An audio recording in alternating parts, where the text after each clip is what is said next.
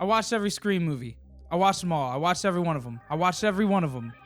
Even the new one. 5 Scream movies in 3 days. I'm not an addict. I didn't even like them that much.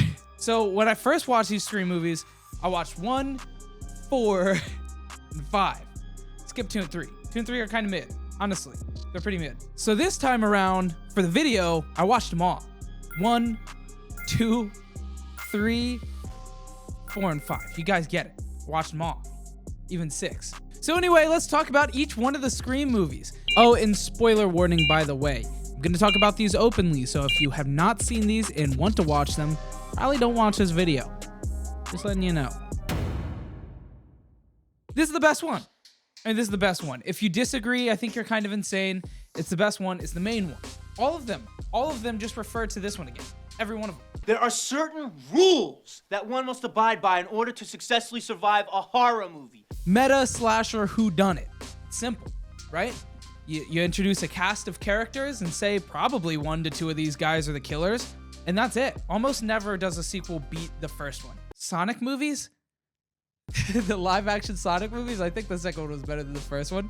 That's really all I can come up with right now. First one just does it the best. It just does. We have Sidney Prescott, our main character, trying to figure out who's the killer, and so is everybody else, right? Dewey Decimal System over here, he's trying to figure it out too. You know, Gail Weathers, she's trying to figure it out. That girl from Friends, she's like a weatherman or something now. Something. But it's a great setup. It really is. Pretty simple. Doesn't get much easier setup than that. And it gives for a really gratifying payoff at the end of the movie when you find out who the killers are, and you were right. A movie that promotes a second watch is kind of genius, right? Because I'm not a rewatcher of movies. I very infrequently will rewatch movies unless it's years apart, or, you know, another one comes out, and then I just want a little refresher.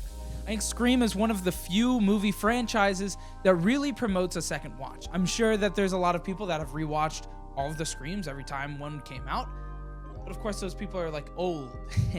You're old. Scream 1 definitely has a lot of cliches in it because it's the movie that kind of set up these cliches. I'll be right back. Jamie, look behind you. Look behind you. Come on, idiot, look behind you. And the guy's behind him, and it's like, okay, getting a little meta there. But that's what Scream does. It makes fun of the horror genre in a funny, but still like horror movie way. Sometimes the tension building scenes are a little much, right? There's nothing happening, but they just play this jarring music in the background and have you walking around the house. Every corner you think there might be a ghost face. There never is. Until there is. But, you know, there never is. Until there is. But, you know. Another thing that I really like about Scream, the original, is that it's like realistic, right? It's just like a serial killer guy. So, you know, there's no effects that just get completely outdated. I mean, looking at other movies, like monster movies from the past, there's a lot of the time where it looks bad. It just looks bad, right? And I feel like that's a big turnoff to new horror fans, you know, these little kids, these little youngsters, you know? All these little dudes. They don't want to watch these weird movies that look bad because you can watch so many good new horror movies that look good. Even if they're bad movies, they look good. It's back to the thing with the video game graphics, right? Where you have all these kids nowadays not really wanting to play old games because the graphics are bad. That doesn't make it a bad game. It just makes it a bad graphic. I gotta be honest here. This one was not it. I think the killers sucked. They really do. Not that they did a bad job killing. I mean, they sucked in terms of, you know, the movie. In 1, I loved the cast of 1, right? You introduce all these funny new characters and say, oh, one of these guys is just a serial killer. Figure it out. But then in this one, when they actually do the reveal, there's no payoff because the killers were like Billy Loomis's mom and this random dude. I mean, obviously it wasn't a random dude. He was like one of Sydney's friends or whatever, but it just didn't really feel like a real killer. It didn't feel good. When they actually did the reveal, I was like, okay, whatever, who cares? I didn't feel anything. And of course, I didn't call it. Sure, I didn't call it. You got me. I didn't call it. I didn't call the killers here. I just didn't like it. Especially didn't like the Billy Loomis mom thing. That felt so lazy. I know that they talked about it being Jason Voorhees' mom. Yeah, I didn't like mom reveal. Billy Loomis mom reveal. It felt boring. It felt lazy. I liked having all the pieces in front of me and figuring out who it was and not Like, this was a mystery, not a whodunit, right? Because you don't really think about Billy Loomis' mom. Maybe I'm just an idiot. I mean, maybe I'm probably the idiot here. Maybe I'm the idiot here, right? Because I didn't figure it out. Oh, sue me. I didn't figure it out. I know people that are fans of the franchise, big fans, much bigger fans than me of the franchise, and they really like this one. Actually, one of my friends said this was probably his favorite one, which when he said that, I was like, really? But I mean, whatever, right? Opinions, subjective. It's a movie. Of course, there were a few redeeming factors in Scream 2. You know, you have the Randy and Dewey talking about the rules of the horror movie sequel thing, making fun of itself directly, which I think is always pretty good. I think it's pretty cool. It is getting a little overdone after like 2 or 3 times, but I think they still managed to do it in a way in every one of these movies that it still is good. You expect it, but it's not one that when you expect it and you see it, you're like, oh, of course they're doing this again. Or at least that's not how it felt for me. And I like Gale's new cameraman. He just felt like a real human, which is, you know, a bit of a breath of fresh air in horror movies. You know, you very infrequently have somebody that'll say, oh, dude, fuck this, I'm out. And he was that guy. So I appreciated that. Scream 3 was also not it. Scream 3 sucked. It's definitely the worst one in the entire franchise, in my opinion. I think it's pretty forgettable. I mean, like I said, I barely remember anything about it. I just wasn't really paying attention. It kind of lost me. And yeah, that's probably my fault for watching, you know, 5 Scream movies in a row. One of the more repetitive movies in general. And I watched them all in a row. They did it again. They doubled down on the mystery thing instead of the whodunit. Oh, I'm Sidney's long-lost brother. I didn't like that. I thought that was really bad. I think it was lame. There was no pulling of my heartstrings, right? I was just like, oh, okay, what a dick, right? That's all I thought. And then they really tried to pin it on like Cotton Weary, and the whole time I was like, no, that's not it. I just felt like every time they tried to divert your attention to something else, it didn't really land. They did that one like bad scene where he was like all up in your face. You know what I'm saying? He was like all up in your face. You know what I'm saying? It's like all up in your face. And like to Sidney. And I was just like, okay, man, well, shut up, man. Come on. You're not the killer. You just aren't. You look like a peaceful little farm countryman. That's what you are. I hated Long Lost Brother. That was not a good move to pull in this movie, I think. I hated it. The rules of the horror movie part was good, though, still, once again. I mean, I thought it was like a little overdone at this point, and hearing it, I wouldn't have really liked it from anybody else, but they brought back Randy, even though he was dead. Also, what's up with the random mom haunting thing? I didn't like that. It was weird. It felt dumb. One last point. Holy shit, look at Gale's hair. What is this?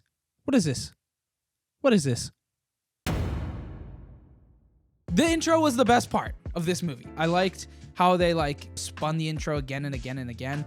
It was 3 times. It was 3 layers. I didn't remember that. I watched this movie like a little over a year ago, and I didn't remember that it was 3 times. I remember the first one, right? Where they like did the first opening kill. Oh, we were watching a movie, and then they pulled it again, and I'm like, all right, chill. Wait, I'm tricked again. I got tricked. It's definitely the best and the worst intro for different reasons, right? It's the best because I didn't expect it and that was cool, but it was repetitive. And the whole joke was that it's repetitive, but then they doubled down and made it a 3rd time. And I'm like, okay. Best and worst intro at the same time. Also, making Emma Roberts get like slashed, like stabbed and stuff, but lived the first one and was just fine. I mean, it instantly incriminated her in my mind, which she did turn out to be the killer. So I was right to incriminate her. But then in the 5th movie, they did that again. But then she wasn't the killer. I don't know, man. Once again, they did a good job with the cast. Being able to introduce all these new characters, and Sidney Prescott's cousin was pretty good. It kind of felt more like the original than 2 and 3 did, which was positive for me. I liked all the characters in here. Honestly, there's more characters than just the friend group. I liked the 2 cop guys, right? They had a funny scene. That was cool. I like the cop guys. They were actual characters instead of like cops in every other one where they were like come in and like, I can't see the Ghostface killer. I don't see him. Or they like shoot a couple times and they miss, and it's like, okay, you're useful. At least crack a joke. And then this time they cracked a joke, and I was like, that works. Stabathon was a good place for this movie to go. If you don't have a party in this movie, then like, what's the point of the movie? And then it became the false ending was the party, and that was cool too. And then, you know, they brought you back over here to the house. Stab 4 was good. Scream 4. Also, a few of the scenes had me cracking up, honestly. The Emma Roberts beating herself up, like making herself, look like she was fought. It was really funny. It reminded me of that SpongeBob scene where Patrick's just like, no, please wait. Also the line where the camera guy was being murdered by, Ghostface, and he was like, wait, you can't kill me, there's rules. You can't, there's rules. I'm gay. I mean, if it helps. Dude, that shit was funny. It made me think, because I was like thinking, I was like, wait, is that guy gay? Or is he just using it as an excuse for the rules? I'd love to call this one the best one. I would, but I can't, because it's literally just trying to be the original. It's spinning the original. So the original has to be my favorite if I think this is my favorite, because otherwise it'd be pretty weird. But this one's definitely a close second, like a strong second. I don't think 6 is going to change that. There's a chance, maybe. I really don't think so, though, because I liked this movie. I think this one was good. It has a really good cast. They reintroduce an entire new, close, tight-knit group of friends that doesn't involve Sidney Prescott. It should, right? I mean, what are you going to do? Introduce Sidney Prescott with all of her new friends? She's like 40. 40-year-olds don't have friends. You have the nerd girl that watched all the movies because her grandfather was Randy or something like that. And then you have Billy Loomis's daughter, which had good points and bad points. So, you introduce this new cast of characters, but they're still related to the legacy characters, and you still bring back the old legacy characters that are still around. You have Sidney Prescott, Dewey, and Gale all come back, and you actually get to kill Dewey off, which is good. I think a good move. I like Dewey. I do. I do like Dewey, but I think killing off one of the legacy characters was a must in this movie. I think you had to. If you didn't kill one of them, I mean, it would be like, okay, well, are any of them ever gonna die? Is this franchise gonna die before any of the characters do? I mean, it would suck. I like the intro, how they spun the intro again, where they made Jenna Ortega's character take damage, like a lot of damage in the opening scene, but didn't die. It made me want to incriminate her immediately because of it made me think, oh well, she didn't die, but I mean, she got pretty fucked up. I mean, and she got bodied. I mean, she got a lot of damage done, walking with crutches, and I mean, it was bad. She's in a wheelchair. Yeah, it was bad.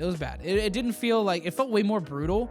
Dewey getting everything right in the trailer was good. Pinning Richie immediately, which, by the way, when I watched this, Richie was, I had all my money on Richie. I knew Richie was a killer. Like, the boyfriend is the killer. It made it seem that way. But I figured there were going to be 2 killers because, it's a requel. Of course, there should be 2 killers in this one as well. So I was trying to figure out who the second one was. I didn't have that one. It's a bummer it's me. But when they revealed the 2 killers, and I was right about the boyfriend, I felt the payoff. I was like, okay, there we go. That's good. That's what I was missing in 2 and 3. And then got to get in 4 with the girl, and then in 5, here we are with the boyfriend. Spoiler alert again. Number 2, the second spoiler alert of the video. Don't watch this segment if you haven't seen Scream 6 yet, okay? There's segments in the video. Just skip this part. Get right to the outro.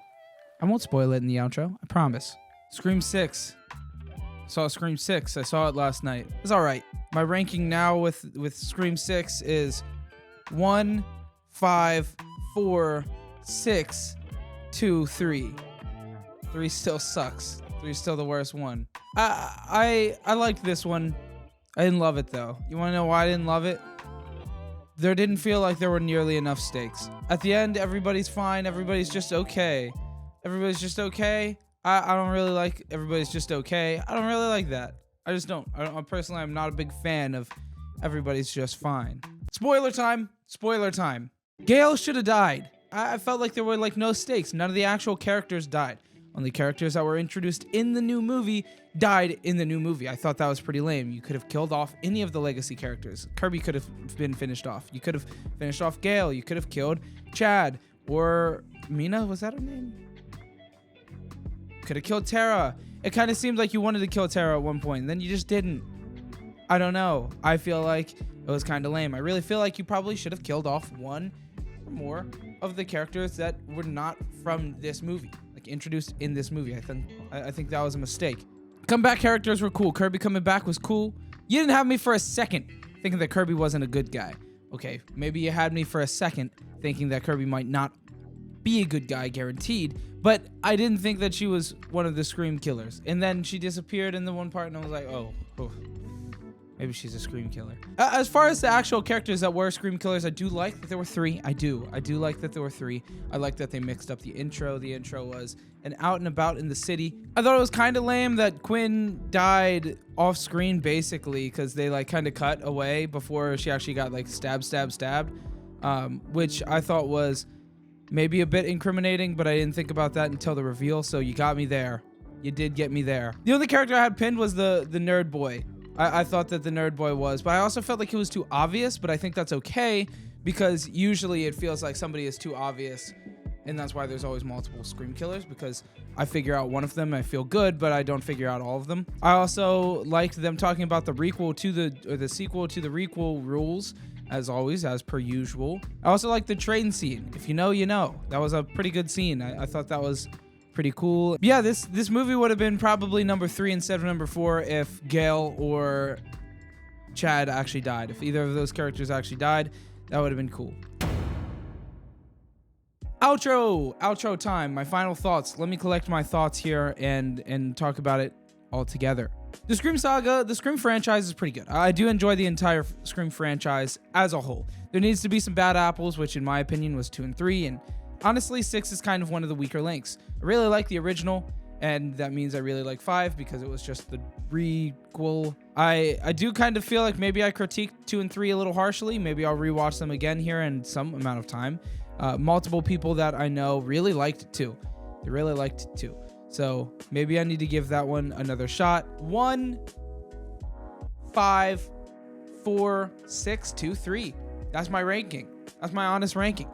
I think it's all right. I think it's an all right ranking. I liked 4. That's it. That's all for this one, folks. That's all, folks. I don't know why I said that. Subscribe.